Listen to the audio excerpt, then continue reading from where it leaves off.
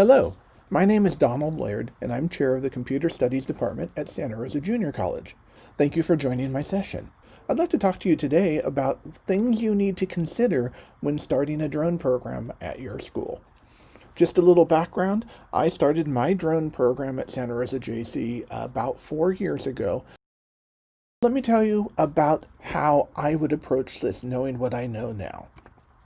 First thing is there are certain things you need to consider, and I've broken them into 4 main areas. Planning and preparation, these are the things that you need to do before you even get started. Development, what does it take to develop your program? Operational logistics, these are things you're going to need to know in order to operate your program. And then finally, resources. What do you need in order to make your program become a reality? Let me take these one at a time. Let's start with planning and preparation. First and foremost, the most important thing you need is to make certain that there is demand, that there is industry need for a drone program. It doesn't do you any good to train students to become drone pilots if there aren't jobs out there for them. And this requires getting the input from your local industry.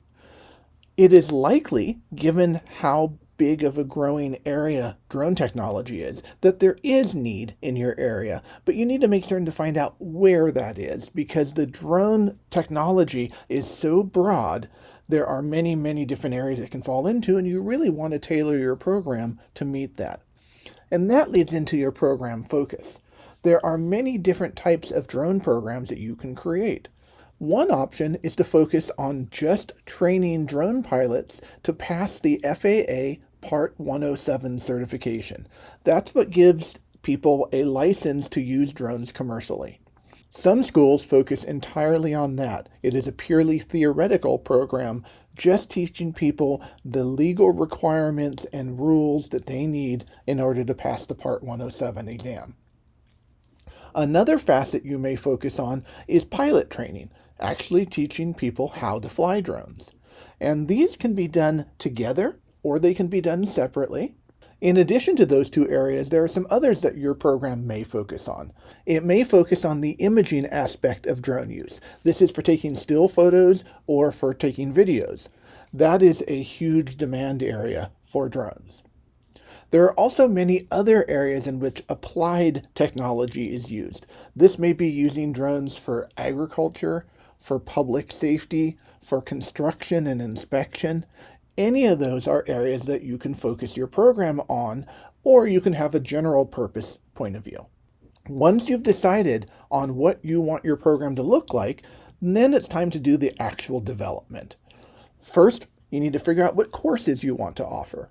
Again, some schools will teach just a Part 107 training program. Some will teach just a flight program. Some will teach both in one course.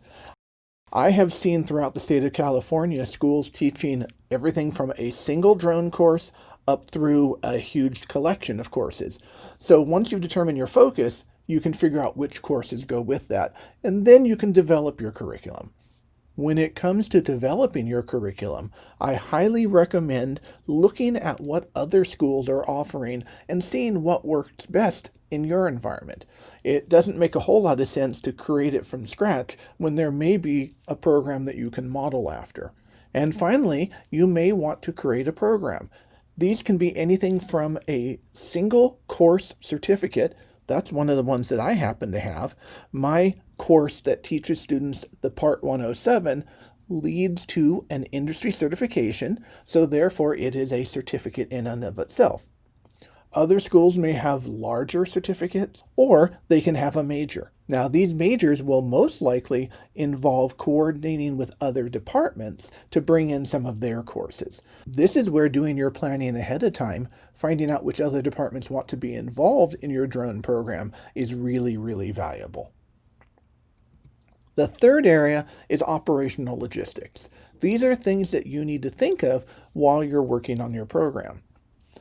First, flight considerations. And this one is really, really basic. Where are you going to fly? If you are teaching a course in which you're teaching students how to fly the drones, you have to have a place you can fly. If your campus happens to be located very near a controlled airport, this can be problematic. If you're located near a hospital with a helipad, that can also be an issue. So you need to determine where you're going to fly. Now, this may be indoors in either a gym or a classroom, or it could be in a specialized drone pavilion that is constructed for this purpose. But in order to teach people how to fly, you need to have a safe place to fly. This also will require administrative buy-in. If you're going to be flying on campus, you need to make certain that your administration, including any on-campus safety department you have, as well as any public safety you have, knows where and when you're going to be flying so that they can address any questions or complaints that come up from other students or neighbors. It's really important to make certain that you have that buy-in and support. Next are safety considerations, and this ranges from the physical safety involved in flying, making certain that you don't have too many students trying to fly at one time, making certain that you have liability insurance, whether that is specialized insurance just for your drone course or whether you fall under your college's general liability. Those are very, very important. And then another safety consideration is for your equipment. You're going to have potentially an expensive collection of drones and accessories. You need to find a place to store them that is safe and secure. Finally, program marketing. And this is marketing in twofold. One is marketing to potential students. The other is marketing to the community at large.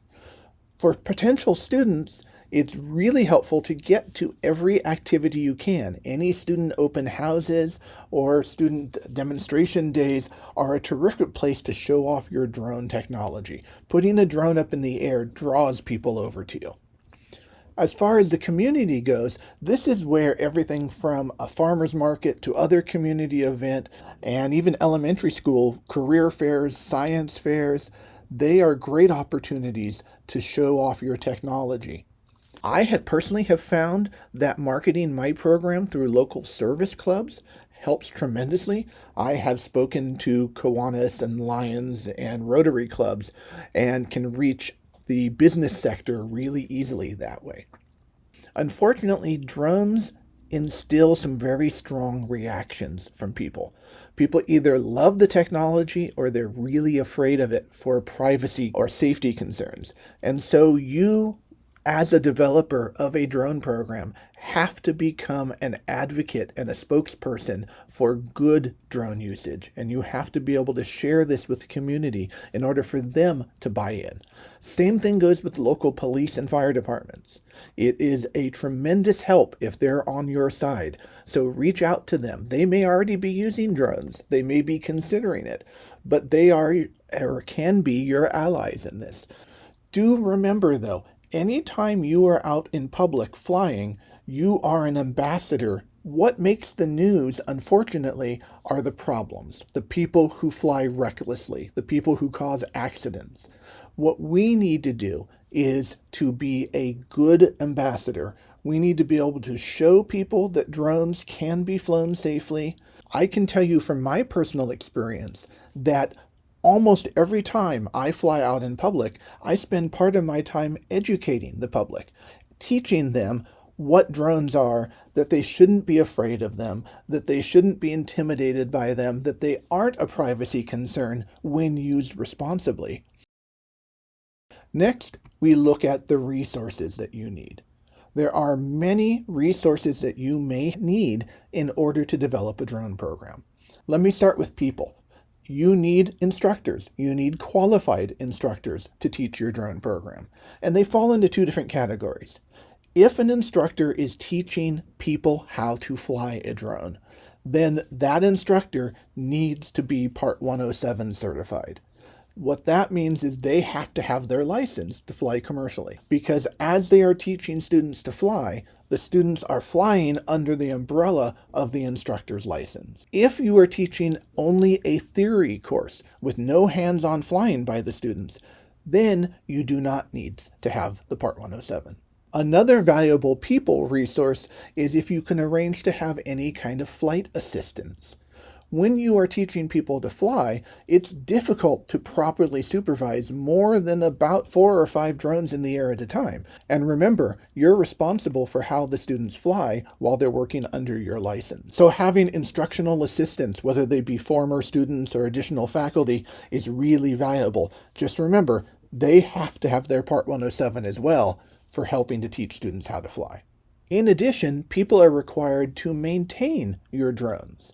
There is a fair amount of maintenance that comes with them, everything from updating their firmware to keeping their registrations current to making potential repairs if the drones are crashed. Those all take time, and you need somebody to do that. The larger your drone fleet is, the greater the need for somebody to have the time to maintain them. Next is the ever important question about funding. How are you going to pay for these things? If you are teaching just the theory course, how to take and pass the FAA exam, the costs are very minimal.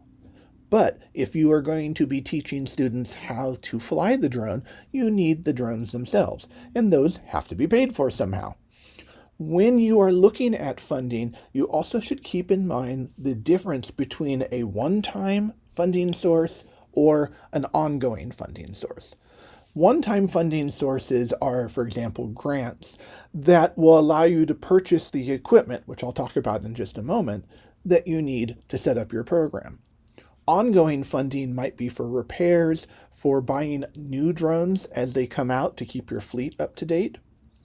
One of the things that I did in creating my course, one of the ways I funded my program was with grants that had a 2-year time window. So I purchased a number of drones at the beginning of the time window to get the program up and going, and I withheld a good-sized chunk of the money to the end of the 2-year period so that I could buy the latest and greatest at that point in time. That way, I was able to modernize my fleet. Drone technology changes so rapidly that within that 2-year period, there was an incredible increase in capabilities of what I could get for the same amount of money. So saving some of the money to purchase drones at the end of the period was really, really helpful. And then lastly, but very much importantly, is equipment. And I'm going to talk about equipment separately. In order to properly set up a program, you're going to need several different things. One, of course, is the drones.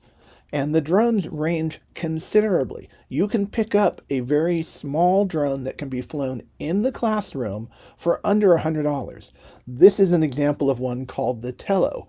I use these for my students to start with, and that way we can fly indoors in the classroom and they can understand the controls and how they work. Once students master the Tello, I have them move on to the Mavic Mini. This is a nice drone, only a few $100s, and it has decent capabilities in terms of flight as well as the camera that's on board.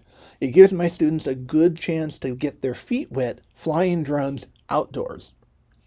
Once I feel they've got this one down, we move up to the next model. I use Mavic Pro and Mavic 2. These are really nice machines that have excellent cameras, and they run about $1,000 to $1,500 depending on the specific model. These machines are really capable, and by having the students learn on the smaller, cheaper drones, they're not nearly as intimidated by the time they get to this drone. Once the students master this, you can go up to bigger drones. This is a DJI Inspire, which is a really nice drone, but it's going to be a few $1,000s to outfit it properly. These are just examples. The prices go way up from here, by the way. These are kind of the lower end of the consumer market and the low end of the professional market. You need to decide how many of these drones you need. I can't highly enough recommend having a couple of spares. Buy a couple more than you need because a drone will crash or it'll have a problem, and having a spare that you can swap in immediately is really, really helpful. In addition to the drones themselves, you're going to need some other stuff. You're going to need accessories, and these accessories can include a number of different things. Screen devices. With most drones, you need to attach a device to the controller in order to see what the camera of the drone is seeing. Many people use phones. I personally have found that using iPods works really well. So I purchased iPod Touches in order to allow the students to fly the drones, to see what the camera is seeing, to learn where they're going. The iPods work very well. They tend to be very reliable, and they're not expensive, only a couple $100 each. You will also need spare parts. And what does spare parts mean? It means spare propellers, spare batteries and battery chargers. It means cases to carry the drones in, memory cards, potentially camera filters or additional cameras. And if you're going to focus in on agriculture, there are multispectral cameras that are wonderful. If you're focusing on something like public safety, perhaps a thermal camera would be really useful. So it's not just the drones themselves, it's all the things that go with the drone that add up. You'll also potentially need software. If you're going to be teaching imaging, you probably will want to have access to Adobe Photoshop for stills and Adobe Premiere for videos, if you don't already have that. If you're going to be teaching mapping or 3D modeling, then you're going to be looking for the specialized software that goes with that. Just be forewarned, that software is not cheap. And then lastly, of course, you're going to need computer equipment to run that software. This is not an exhaustive list, but hopefully it helps to give you an idea of what it is you need to do. And again, to tell you what I have set up, I have a 2-course program. The first course has 4 main areas it focuses on: teaching people how to fly, preparing them to take the Part 107 exam, learning ethics and privacy issues, and showing them how drones are used in industry. I have a second course that follows that first one, which is an applied course. It focuses on video and mapping projects for the students to work on in team efforts. I have found that this works really well. My next step will be to work with other departments at my college to try to convince them to play along, if you will, and add their curriculum to a future larger certificate or major that I'm working on.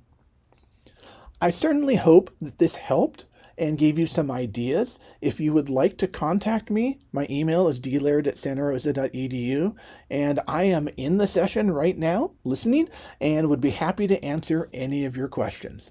Thanks a lot.